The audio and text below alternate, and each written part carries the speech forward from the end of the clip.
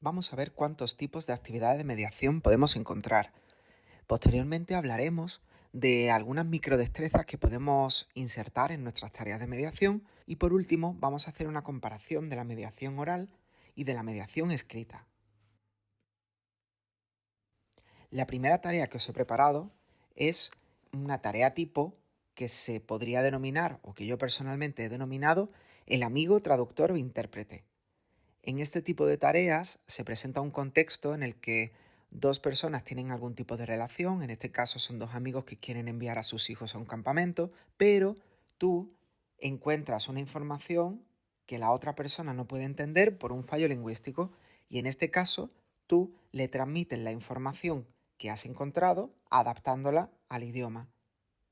Yo he hecho tareas tipo en español porque no sabía que compañeros y compañeras ibais a asistir al curso. En este caso, como veréis, tenemos dos campamentos. Uno es el campamento Amistad y otro es el campamento La Mili. Hay diferentes actividades y algunos requisitos. Y en este caso tendríamos que trasladar ese mensaje en el idioma que impartamos a nuestro amigo. Porque se supone que somos ingleses o franceses o italianos y encontramos esta información en español y mi amigo no sabe español. Este sería el tipo 1, el amigo traductor o intérprete. Ya sabéis, traductor por escrito, intérprete si fuera un ejercicio, una tarea oral. El segundo tipo de actividad que os he preparado es el típico de ayudar al turista. Es una mediación al uso, una mediación social en la que llevamos a cabo algún tipo de interacción para ayudar a otra persona en algún ámbito de su vida social porque hay alguna dificultad lingüística. En este caso os he planteado que un amigo estadounidense va a venir a Málaga en fechas especiales del 4 al 7 de abril.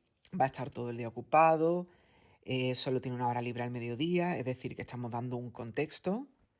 Y por último, te dice que te ha mandado dos capturas de pantalla con los requisitos y las características de los hoteles y él quiere estar cerca del centro pues por el tema del trabajo.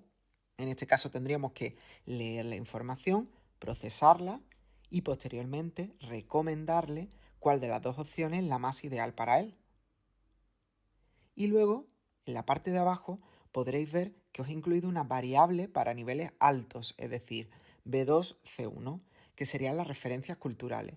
A partir de B2 y especialmente en C1, el alumnado ya está preparado para establecer diferencias culturales y tratar de suplir esas diferencias que existen entre las diferentes culturas. En este caso, no solo se dice que recomiendes un hotel, sino que además añado una subtarea que sería, oye, mira que estamos en Semana Santa, adviértele, quizás alojarse en el centro no es buena idea, o simplemente darle un consejo y dile que pruebe una torrija. En este caso tendríamos que mediar un concepto cultural o mediar la comunicación. Por tanto, las tareas de mediación pueden tener más de una tarea o varias subtareas. Evidentemente estaréis pensando, ya, pero es que estamos ante una restricción de palabras o de tiempo. Y por supuesto, esta sería la única restricción que tenemos a la hora de plantear estas subtareas, pero de cara a practicar en el aula es bastante útil.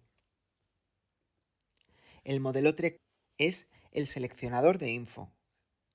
En este caso se nos dan 4 sinopsis de 4 películas en las que podemos ver el título, el año, el país de procedencia y a qué género pertenecen.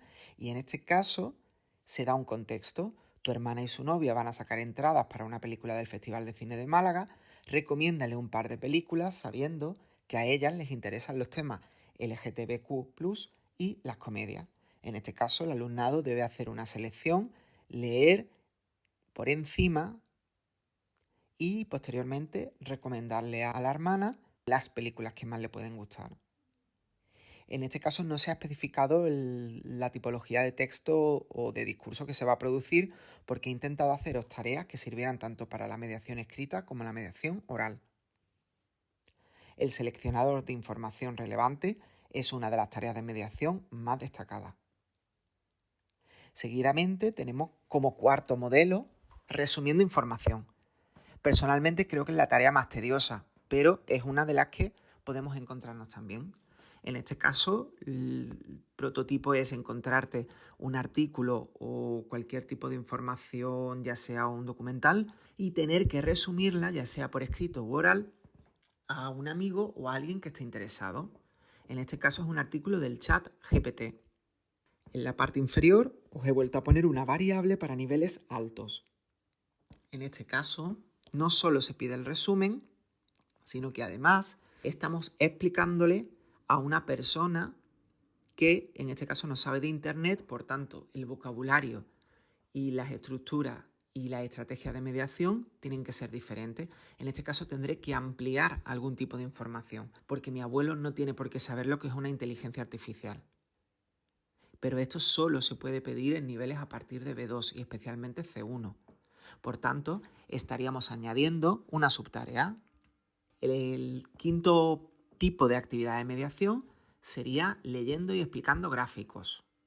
En este caso, lo típico, encontramos un gráfico o una infografía y simplemente se pide al alumnado que traslade la información más relevante por escrito o oral.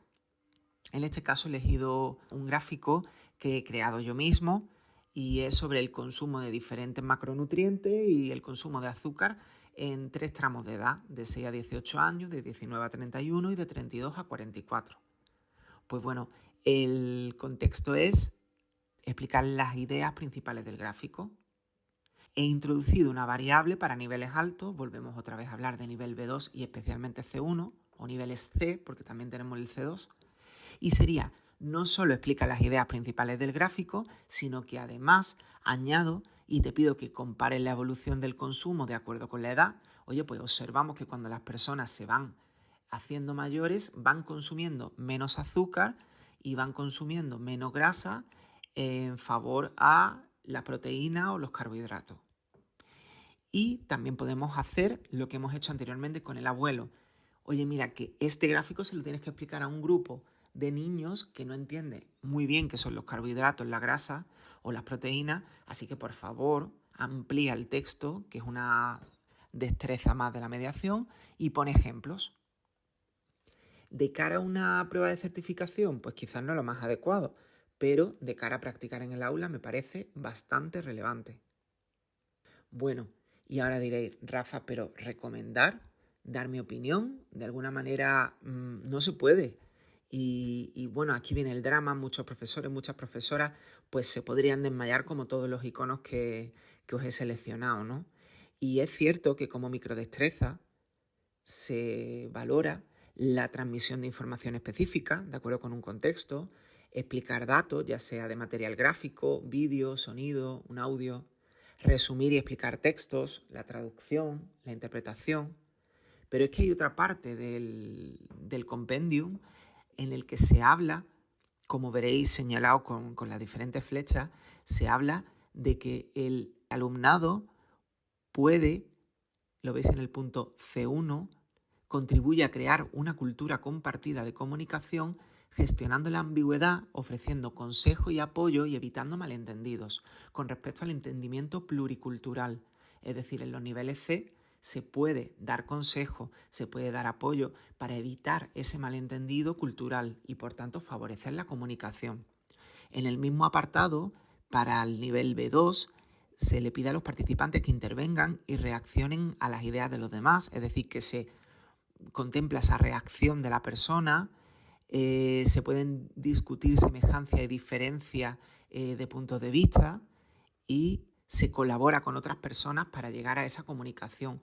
Por tanto, por supuesto que el alumnado no tiene que dar su opinión, esto no es un discurso a favor o en contra, pero sí puede introducir algunas recomendaciones o puede intentar mediar para que la comunicación se lleve a cabo. De igual manera, la facilitación de la interacción colaborativa nos permite colaborar en tareas compartidas sencillas y además, como veréis en el punto primero del nivel B, B1, preguntando si están de acuerdo y proponiendo enfoques alternativos. Es decir, que yo puedo pedirle que intente establecer esa interacción colaborativa entre compañeros en una mediación escrita u oral, proponiendo enfoques alternativos en una comunicación. Con respecto a la diferencia entre la mediación oral y la mediación escrita, a la hora de seleccionar una tarea o incluso de elaborarla, no vamos a encontrar diferencias, porque ambas tareas, siempre que se basen en un buen contexto y siempre que se indique en el enunciado, no van a tener grandes diferencias si una tarea está bien elaborada. Pero sí es verdad que en las tareas de mediación oral, como os comento, realizar un resumen oral requiere mucho más tiempo de preparación. Si no queremos que nuestro alumnado esté leyendo constantemente las notas y no nos mire y no esté llevando a cabo una comunicación fluida, podemos buscar textos cortos o secuencias o instrucciones de proceso.